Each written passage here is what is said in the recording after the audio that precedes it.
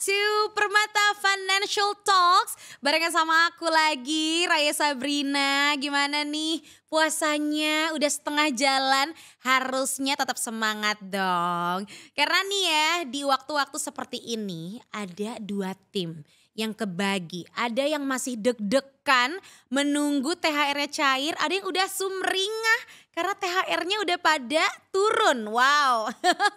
Bagaimanapun kondisi kamu nih, ditahan-tahan dulu. Karena semuanya harus direncanain.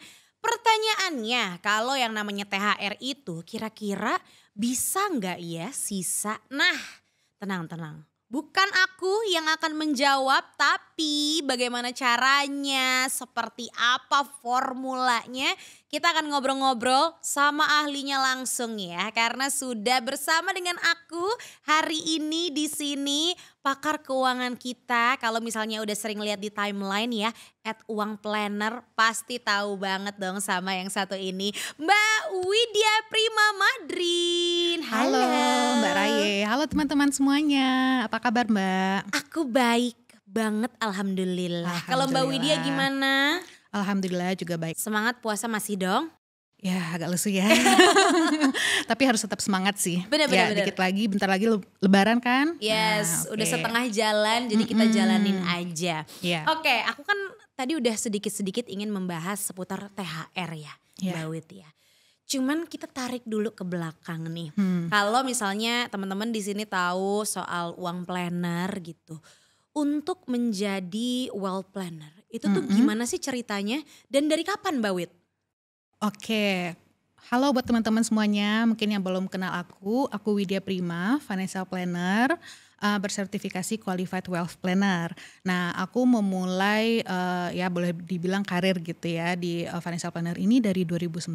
Karena sebelumnya aku tuh ibu rumah tangga. Tapi aku tuh sempat berada di titik terendah secara finansial dengan suami yang membuat kami akhirnya tobat finansial. Oh, Iya. ada istilahnya tobat Betul. finansial. Oh, benar. Tapi terkena bencana finansial dulu, baru akhirnya kita tobat finansial. Akhirnya aku kan belajar ya Mbak ya, sebagai istri kan katanya Menteri Keuangan kan ya. Bener, yang Betul. ngatur. Jadi aku ngerasa bersalah banget sih Mbak, sebagai istri merasa nggak becus gitu ngelola keuangan, kan gaji dari suami doang kan waktu itu gitu. Nah akhirnya belajar terus aku ambil sertifikasi gitu. Akhirnya kebangunlah si uang planner ini. Yes. Karena kalau ngomongin soal mengelola uang, apalagi uang suami, uang keluarga, itu kan mesti direncanakan dengan baik-baik. Nah sekarang nih buat temen-temen nih yang udah nerima THR ataupun sedang menanti THR cair begitu ya Mbak. Itu tuh kita mesti ngeplan gak sih? Ini sebenarnya THR nih bisa kita habisin begitu aja atau mesti kita plan, kita kelola dengan baik. Karena yang kayak tadi awal tuh aku tanya juga ya, kira-kira kalau dapat uang THR itu bisa nggak ya sisa? Nah, jadi kan itu yang bikin challenge-nya tuh, kira-kira bisa nggak ya sisa? Karena kalau aku jujur nih, mungkin teman-teman juga bisa relate ya. Aku selalu habis sebelum Lebarannya tiba, THR-nya udah habis duluan. Ya lagi live apa, check out, belanja baju satu, Lebaran day 2, Lebaran day 3, Lebaran day 4, Lebaran day 5. Tiap hari live streaming loh Mbak Iya sekarang bener, kan. udah habis duluan. Oke, Itu gimana tuh, Mbak Wid? Iya, karena uang THR itu ibarat angin seger ya Mbak. Biasanya kan kalau di bulan-bulan biasa tuh kita cuma terima gaji 1 kali kan. Nah tiba-tiba nih di bulan Ramadan kita dapat gajinya double, 2 kali langsung. Jadi tuh apalagi si THR ini tuh berasa kayak uang gratis gitu loh. Free Iya money. kan, free money gitu. Nah kenapa kita tuh nganggap THR itu free money? Kenapa Mbak? Itu ternyata ada psikologisnya. Jadi kalau di psikologis uang itu, uang yang datang tiba-tiba secara cuma-cuma itu memang lebih mudah dihabiskan tanpa rasa bersalah. Iya enggak? Iya lagi. Karena kita dapetin uangnya itu secara cuma-cuma, nggak ada effort tambahan kan. Ya cuman karena ada tunjangan hari raya, Iya. kita mau berlebaran, dapatlah 1 kali gaji gitu. Nah, makanya itu berasa si free money itu adalah uang yang bisa kita hamburkan, kita habiskan gitu. Iya. Karena kan kalau misalnya kayak uang gaji, kalau misalnya kita foya-foya, pasti ada rasa bersalahnya nggak sih? Aduh, sebulan nih aku ngumpulin uang ini, dimarahin bos dulu, apa dulu. Kalau THR kan langsung dapet. Iya, ini kan memang uang tunjangan hari raya, ya Iya. udahlah habisin gitu. Tetapi kalau misalnya kita kelola dengan baik itu bisa bersisa. Karena ingat ya Mbak ya, si THR ini tuh sebenarnya bisa jadi kesempatan emas kita. Kalau misalnya teman-teman nih ada yang belum mulai investasi, Oke. itu bisa kita jadikan kesempatan emas untuk mulai investasi. Ya kan gitu. Kalau dikelola bisa bersisa, tapi kalau nggak dikelola ya nggak akan bersisa. Karena ini sebuah konsep yang baru juga sih. Dapet THR, mindsetnya kan ya udah tunjangan hari raya dipakai untuk keperluan hari raya. Walaupun kadang kita beli sesuatu yang nggak perlu-perlu banget ya. Betul. Seperti aku. Tapi kadang-kadang mindsetnya kayak gitu. Jadi ketika Mbak Widya bilang THR bisa jadi kesempatan untuk kamu berinvestasi loh. Itu tuh hal yang baru banget juga buat Iya. aku dan mungkin buat teman-teman yang nonton hari ini gitu ya. Cuman ternyata 1, THR bisa sisa. 2, jangan jadikan THR itu seperti free money. Tetap harus dikelola dan tetap harus dibikin planningnya. Dan gimana cara ngaturnya Mbak Wid? Nah itu mungkin sebelumnya ya, apapun rezeki yang kita terima, mau tuh gaji biasa atau THR gitu, yang harus ada di pikiran kita itu setiap rezeki yang kita dapatkan itu nggak semuanya harus kita habiskan hari ini. Kita harus ingat masa depan gitu kan, harus berpikir jangka panjang. Makanya harus kita kelola walaupun itu THR gitu kan kayak nggak bijak banget ya kalau kita dapat uang cukup besar terus langsung kita hamburkan kayak gitu, kayaknya nggak bijak gitu. Alangkah baiknya kalau kita sisakan juga untuk masa depan gitu. Nah jadi mungkin teman-teman kita boleh ganti nih mindsetnya ya soal THR. Si THR ini adalah bagian dari kita mengelola keuangan. Jadi bukan hanya bonus yang untuk dihabiskan, tapi kesempatan kita untuk menjadi pengelolaan keuangan juga. Gitu. Nah untuk pengelolaan keuangan itu pasti mau nggak mau kita butuh budgeting. Nah untuk supaya budgeting kita itu berhasil, nah kita harus catat pengeluaran. Nah itu bisa nggak teman-teman sama Mbak Raye lakukan budgeting dan catat pengeluaran. Oke. Gitu. Karena biasanya kalau di bulan-bulan biasa masih banyak yang nggak melakukan budgeting sama catat pengeluaran loh Mbak. Gitu. Kayaknya aku deh. Iya kan? Langsung kayaknya aku harus tobat finansial ya. Bener. Wah tapi ini menarik banget sih Mbak Wid. Karena selain mindset yang namanya THR itu adalah ya kan buat hari raya ya, dihabisinnya buat hari raya. Sebenarnya enggak juga. Sama kalau kata-kata netizen gitu ya, banyak sekali kaum mendang-mending. Kaum mendang-mending ya lo mah enak misalnya gitu. Lo mah enak gajinya segini, bisa dapat THR segini. Kan aku dapatnya THR-nya ngepas gitu. Itu kaum mendang-mending tuh banyak. Padahal sebenarnya dari pengalaman pribadi Mbak Widya juga pernah yang namanya kena bencana finansial. Betul. Sampai akhirnya belajar gitu ya. Jadi mungkin sebelum ke budgeting finansial harus mau dulu nih. Mau belajar apa enggak, mau coba untuk planning apa enggak gitu ya Mbak Wid ya. Betul Mbak, jangan sampai kena bencana finansial dulu baru taubat, jangan sampai seperti itu. Karena biayanya banyak banget pasti Mbak dan penyesalannya pasti memang penyesalan itu datangnya di kemudian hari. Cuman kalau misalnya sekarang kita udah teman-teman yang nonton ini udah dikasih tahu ya harus langsung dipraktekkan gitu. Apalagi sekarang kan momennya Lebaran itu memang banyak godaan ya Mbak ya. Godaannya kan besar banget ya. Tiap kita buka sosial media pasti apalagi nih Mbak influencer biasanya kan ada kolaborasi sama brand keluarin koleksi seri Lebaran atau Ramadan kayak gitu. Nah itu kan bikin kita FOMO banget ya. Apalagi promo-promo di e-commerce gitu. Nah itu pasti bikin FOMO. Ya namanya manusia kita memang mungkin nggak tahan sama godaan itu, tapi dengan budgeting itu kita ternyata bisa loh kontrol gitu. Jadi kita tetap bisa mindful dan pengeluaran itu sesuai sama kemampuan. Ya jangan sampai THR-nya itu habis sebelum Lebaran, terus nanti pas Lebaran kekurangan uang, mau ambil dari mana?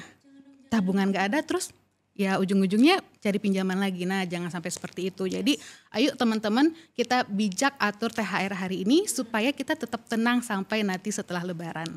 Wah jadi jangan sampai mentok di hari raya aja, tapi bisa pikirin masa depan juga. Jadi kalau misalnya sudah mendengarkan informasi ini ya teman-teman ya, bisa disadari dulu, wait, tunggu dulu nih. Ini mumpung masih dapat rezekinya, mumpung masih dapat THR-nya, yuk pelan-pelan jangan buru-buru dihabisin, kita planning dulu. Kalau misalnya aduh Mbak Wit aku belum nyatet semua pengeluaran aku lagi per bulannya, bisa dimulai dari sekarang ya. Betul. Bisa dimulai dari ini kamu dapat THR nih, ya udah next plan langsung, jangan buru-buru dihabisin gitu ya Mbak Nah, Wit ya. untuk bantu teman-teman bisa ngelola THR itu, kita kasih formula budgeting aja deh, Mbak. Formulanya Ya, nih ada betul. nih, jadi langsung ke tips yang praktis gitu yang bisa kita aplikasikan langsung gitu ya Mbak Wit ya. Betul. Gimana Karena tuh Mbak? kalau kita pakai formula budgeting itu Ya. buat teman-teman yang pemula itu bisa ikutin, jadi nggak bingung gitu. Jadi pertama nih kita bagi dua ya Mbak ya formulanya. Pertama itu untuk yang teman-teman yang masih ada hutang. Nah ini untuk teman-teman yang masih ada hutang bisa pakai formula budgeting 20, 30, 50. Nah 20-nya itu untuk disisihkan tabungan dan investasi. 30-nya itu untuk bayar hutang. Ingat ya kalau misalnya masih ada hutang atau ada pinjaman, bayar dulu hutangnya, jangan suka pura-pura lupa kan biasanya. Waduh, kok kayak sering ya di kota-kota besar itu pura-pura Bener, lupa ada hutang. Iya. Padahal loh kalau misalnya kita bayar hutang di saat lebaran itu pasti kan teman yang kita berhutang itu dia butuh uang juga kan. Ketika Iya. kita bayar pasti itu akan sangat membantu dia Yes. gitu. Dan jangan lupa hutang itu kewajiban kita loh gitu. Jangan Yeah. sampai pura-pura lupa, pasti harus dibayar dulu. Yes. Nah itu kan 20, 30, dan 50. Nah 50 sisanya itu baru kita pakai untuk kebutuhan hari raya dan juga keinginan. Nah nanti si 50 ini kita rinciin lagi. Nah itu kan untuk yang punya hutang ya. Kalau yang untuk tidak punya hutang, nah ini kan lebih leluasa lagi ya ruang geraknya secara finansial gitu kan. Nah itu kita bisa pakai formula 20-80 atau 30-70. Gitu. 20-30% untuk tabungan dan investasi, 70-80-nya itu untuk kebutuhan atau keinginan di hari raya gitu. Nah, oke. si kebutuhannya ini, nah itu kita rinciin lagi Mbak. Jadi kita coba ya sebelum kita menggunakan THR itu kita duduk dulu sediain kertas sama pulpen atau kalau generasi Z sekarang itu pakai tablet ya. Nah itu dirincikan kira-kira kebutuhannya apa aja. Yang pertama tentu zakat kan, kita harus keluarin zakat fitrah. Itu kalau ketetapan badan amil zakat kita itu 45.000 sampai 55.000 per jiwa per orang gitu. Ya tinggal dikalikan aja anggota keluarga kita ada berapa. Kalau misalnya ada 4 orang kali 55.000 kan 220.000 tuh untuk zakat. Nah itu kita sisihkan dulu. Terus apalagi biasanya angpau. Nah kalau misalnya kita udah bekerja nih, ya kan. Biasanya ponakan-ponakan tuh pada nungguin Mbak Wit. Iya, terus ini orang-orang suka ngukur kesuksesan seorang dari besarnya angpaunya, bener nggak? Iya lagi, karena kan kadang-kadang ngasih angpaunya tuh kita suka sambil baris gitu kan. Jadi ketahuan sebelah ngasih berapa gitu. Betul-betul dibanding, tante ini ngasihnya segini, tante itu kok cuma segitu, ya kan? Asal masuk budget mah nggak apa-apa ya. Nggak apa-apa, makanya kan banyak ya ada orang tua mau kita kasih angpau juga, ponakan-ponakan, terus adik-adik yang belum bekerja kan biasanya ikut juga kita kasih angpau. Nah itu tuh jangan pikir kita kasih angpau sebesar-besarnya supaya kita dianggap udah sukses gitu. Catat tolong. Barometer kesuksesan itu tidak hanya dari berapa amplop yang kamu kasih ke keponakan atau keluarga kamu. Betul. Jangan sampai boncos di angpau. Terus kan kita masih mau beli baju ya kan. Terus masih mau kumpul-kumpul keluarga ya kan. Nanti kalau misalnya terlalu over dikasih angpau. Terus beli bajunya kekurangan. Ambil dari mana lagi? Betul. Nah ya kan jangan sampai nanti kalau nggak ke kafe ambil lagi pinjaman. Pay later kan sekarang gampang banget ya Mbak Iya, ya. betul. Makanya dicatat semuanya siapa aja yang mau kita kasih angpau. Dan kasihlah sesuai kemampuan. Oke. Nggak usah maksa gitu. Iya, Kalau misalnya dulu aku saudaraku yang paling kaya ngasih angpaunya segini. Terus kita berimpian juga kalau udah kerja nanti aku mau kasih angpau juga yang besar kayak gitu. Ya nggak perlu juga kayak gitu kan. Sesuai kemampuan aja. Ya, benar. Nah itu tadi angpau udah, berarti apalagi? Kalau misalnya kita udah punya anak ya berarti kan beli baju lebaran untuk anak. Kalau untuk kita sendiri ya mungkin kalau misalnya masih ada sisa nggak apa-apa lah beli gitu ya.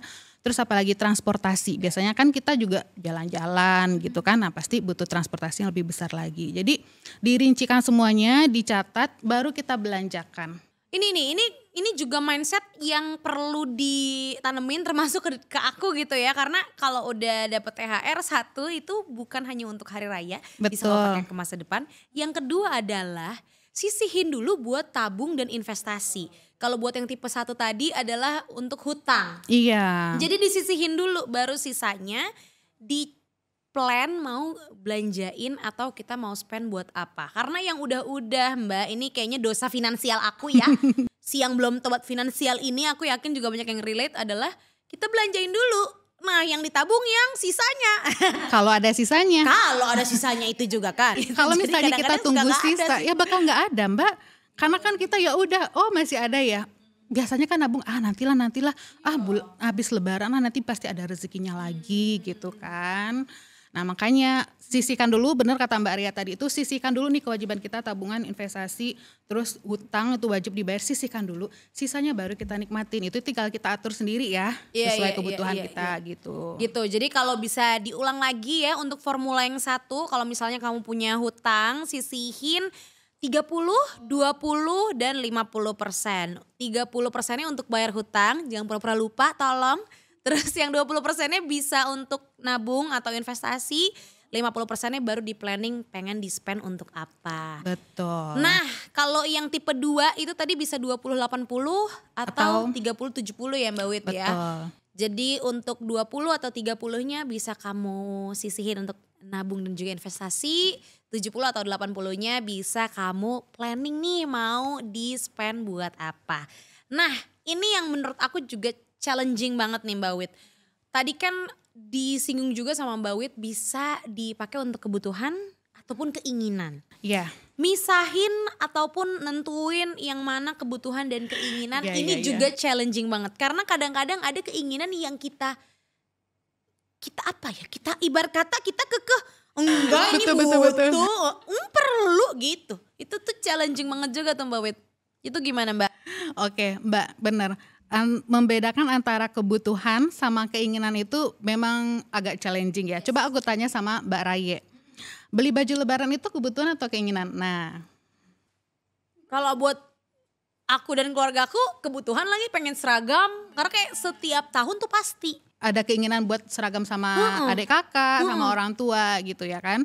Nah tapi itu sebenarnya masuk ke keinginan loh Mbak. Itu kan keinginan kita pengen punya baju kembaran sama keluarga ya kan. Iya sih. Iya kan, kalau yang kebutuhan itu kalau nggak dipenuhi kita nggak lebaran. Nah itu kebutuhan. Kalau nggak seragaman tetap lebaran sih. Makanya kalau nggak seragaman tetap bisa lebaran. Nah berarti itu masuknya keinginan. Oh, salah ya. Tobat. Kalau misalnya udah punya anak gitu ya, mau beli baju untuk anak, baju lebaran, itu kebutuhan atau keinginan? Nah itu buat sebagian orang tua memang motivasi terbesarnya kan untuk anak. Betul. Ya, itu memang masuk kebutuhan. Tapi bajunya seperti apa? Nah itu bisa menjadi keinginan. Oh mau bajunya yang harus yang brand ini, brand itu gitu ya. Nah itu jadi keinginan. Jadinya kita memang harus utamakan dulu kebutuhan. Kalau misalnya udah ada sisa, baru kita belanjakan ke keinginan tadi itu. Gitu. Mau baju yang seperti apa itu nggak apa-apa, tapi kebutuhannya didahulukan dulu.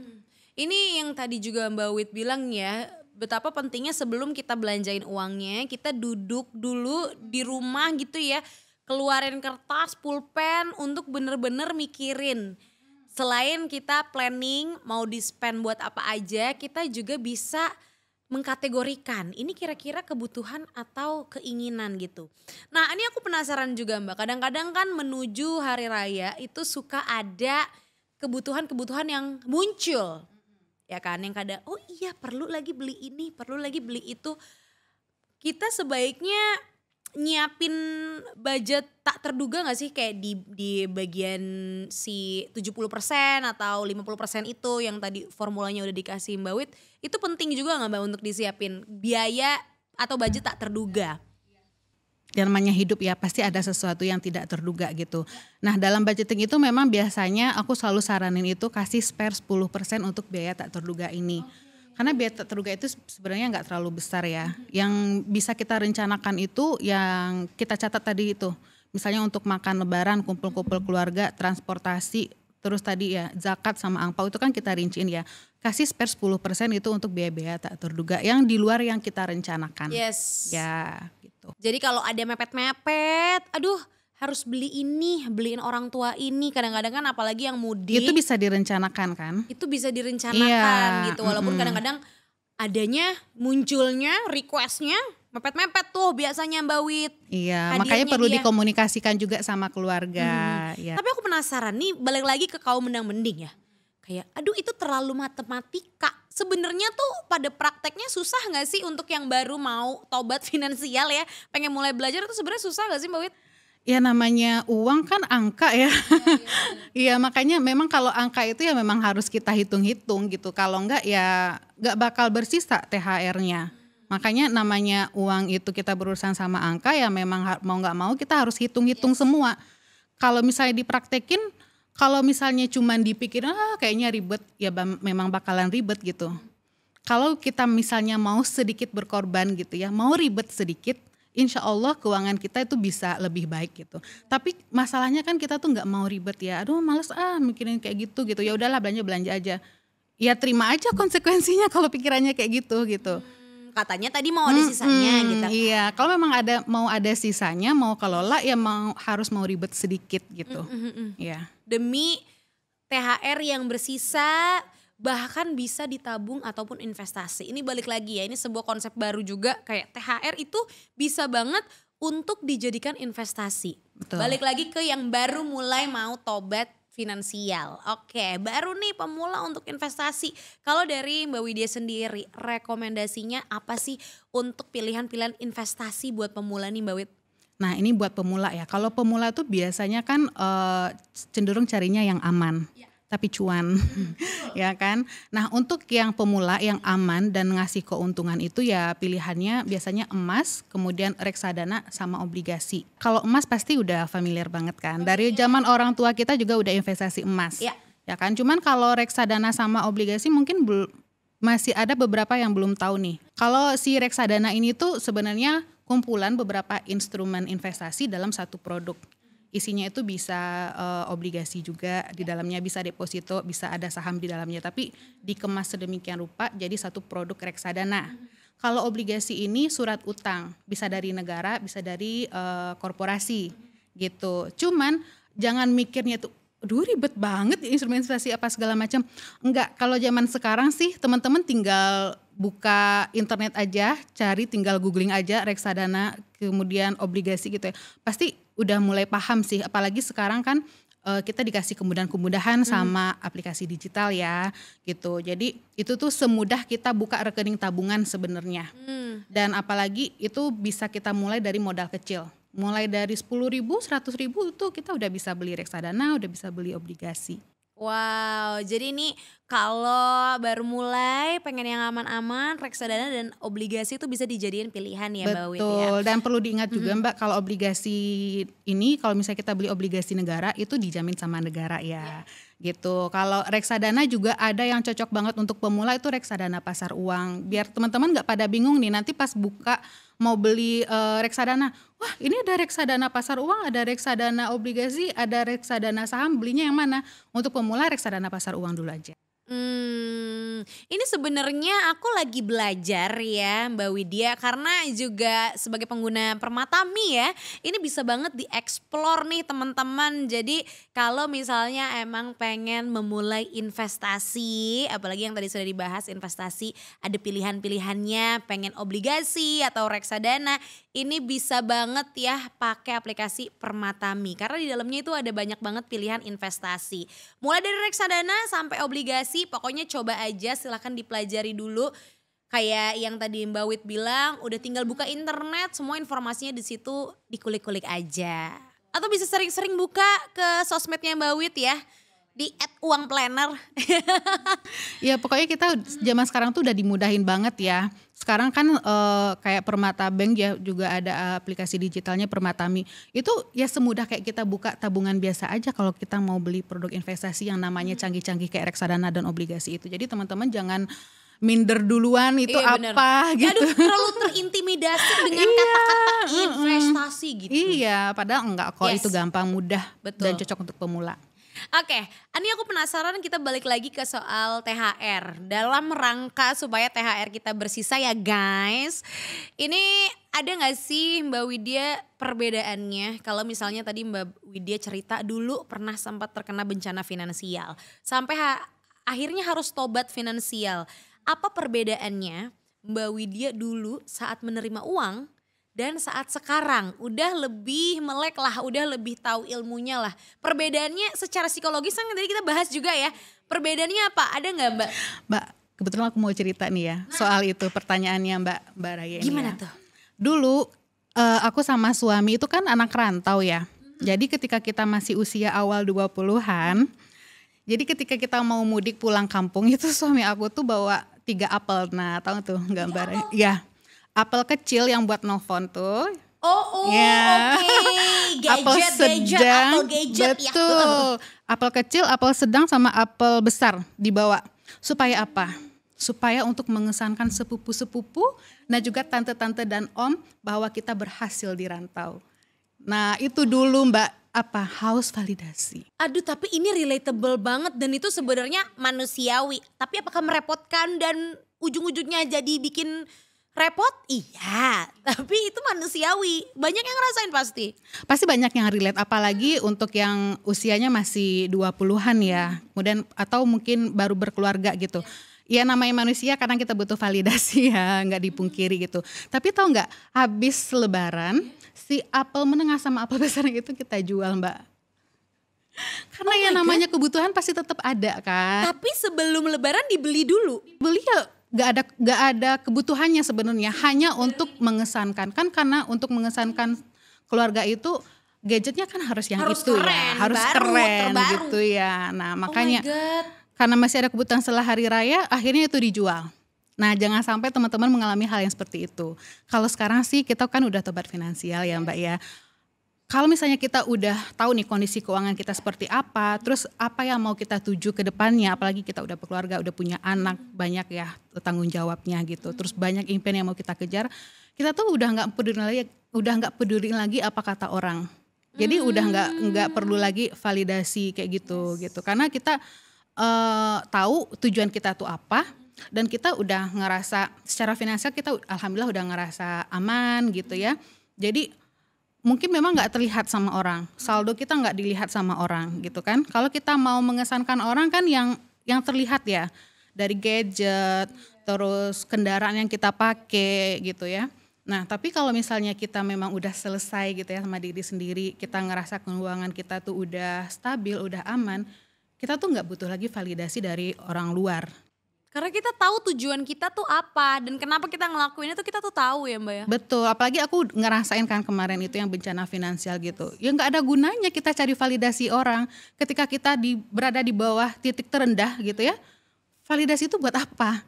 Apakah itu akan bayarin hutang-hutang kita? Apakah itu akan bayarin cicilan kita? Tidak. Bayarin tagihan kan enggak gitu lagi. ya. Nah makanya ya itu sekarang sih kita memang nggak haus validasi lagi.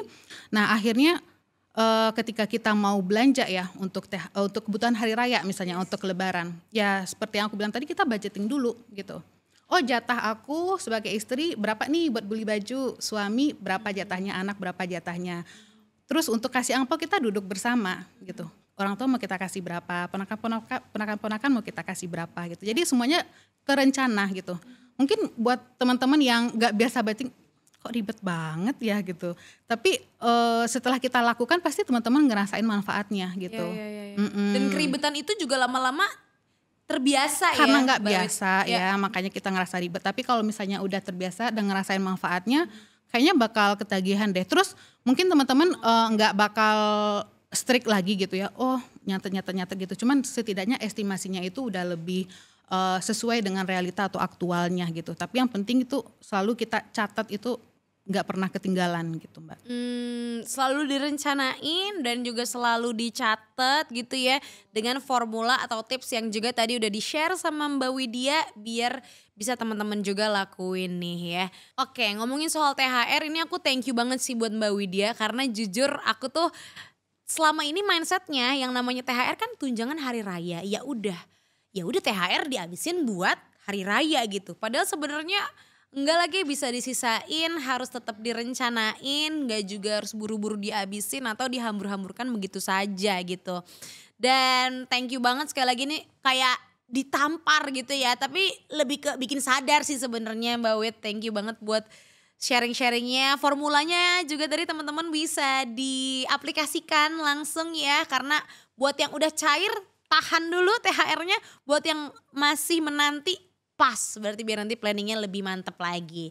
Oke, aku juga pengen kasih tahu, pengen sharing juga nih ke teman-teman yang lagi nonton, yang pengen belanja udah direncanain, udah cakep plannya, semua kebutuhan-kebutuhannya, tapi harus tetap hemat. Kalau bisa dapat promo kenapa enggak ya kan? Biar lebih cuan lagi, bisa jajan, bisa belanja lebih hemat. Cobain makanya, cek juga promo-promo Ramadannya Permata Bank ya. Karena ada banyak banget promonya, mulai dari cashback, diskon buat jajan, belanja kebutuhan Ramadan juga bisa. Makan-makan mungkin sama keluarga sampai belanja online pokoknya banyak ya. Tetap boleh jajan, tetap boleh belanja ya Mbak, asal on budget dan kita harus cari yang paling hemat pokoknya. Pakai promo dari Permata Bank.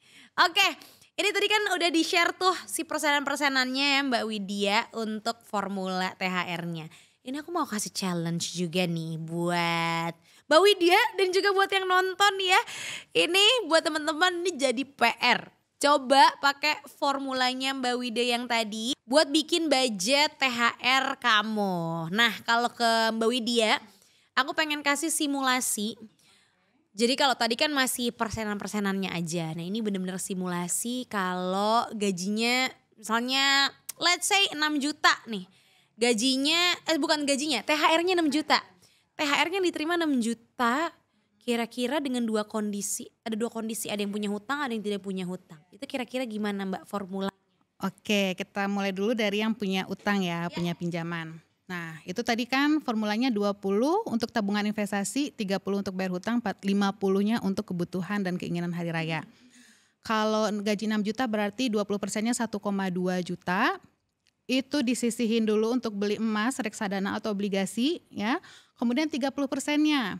Ayo bayar hutangnya ya, pay letternya. Itu tinggal cari di ini ya, di apa namanya di chat aplikasinya, di aplikasi chatnya pinjam. Nah itu biasanya oh ya saya pinjam ke dia ya. Jadi ingat kan pinjam ke siapa, betul. Pinjam ke saudara, ke teman gitu, diingat-ingat lagi.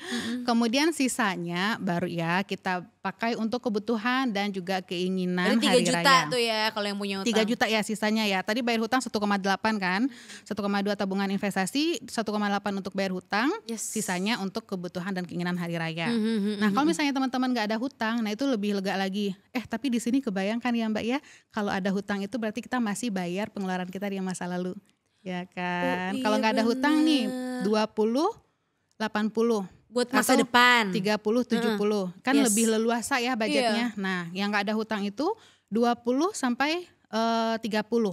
Anggaplah 1,5 juta kita ambil untuk tabungan investasi. Dibeliin ke emas, reksadana atau obligasi. Sisanya 4,5 juta ya itu bebas mau kita pakai untuk kebutuhan sama keinginan hari raya. Oh my god. Jadinya lebih lowong ya lebih lowong ya, 3 ya. juta dibanding 4,5 juta, selisih 1,5 juta lumayan loh Mbak. Lumayan, Ya kan? lumayan lebih bisa Lumayan ngasih banget. angpau lagi tuh ke Iya. keluarga-keluarga ya. Bener-bener wah Mbak Widya thank you banget atas Sama-sama, Mbak sharing-sharingnya. Aye. Selamat menjalani puasa ya di sisa Ramadan ini. Semangat terus ya. Thank you banget loh ini bener-bener menyadarkan aku dan menyadarkan yang lain juga semuanya. Gimana udah pada selesai ngitung belum nih? PR-nya tadi dari formula yang dikasih sama Mbak Widya supaya THR-nya itu bersisa tetap bisa ditabung bahkan diinvestasiin. Silakan dicatat insight-insight dari Mbak Widya ya dan tips-tipsnya diaplikasikan dan hindari tuh ya yang tadi Mbak Widya juga udah kita obrolin bareng-bareng. Belanja-belanja karena FOMO. Betul. Aduh itu juga penyakit aku sih sebenarnya. Kalau udah di budget sih FOMO-nya bisa dikurangin ya. Bener, kalau udah di budget ada yang magerin gitu kayak ini udah di budget, ini udah over betul. budget, jangan dibelanjain lagi. Terus abis itu jangan lupa untuk siapin waktu waktu untuk planning, untuk alokasi budget THR pakai yang formula tadi tuh. Bisa 20, 30, 50 atau kalau misalnya kamu lagi nggak ada hutang bisa 30, 70 atau 20, 80. Thank you banget Mbak Widya, aku bener-bener jadi sadar nih. Jadi kita juga harus sama-sama sadar ya di bulan Ramadan ini, di bulan baik ini ada baiknya juga kita tobat finansial kalau pinjam istilahnya Mbak Widya tadi ya. Supaya kita ini nggak cuma mikirin masa sekarang aja tapi juga buat masa depan. Wow, thank you so much sekali lagi buat Mbak Widya. Sehat-sehat selalu, selamat berpuasa. Oke guys, kalau gitu kita ketemu lagi ya. See you next episode di Permata Financial Talks edisi Ramadan. Aku Raya Sabrina pamit. Thank you.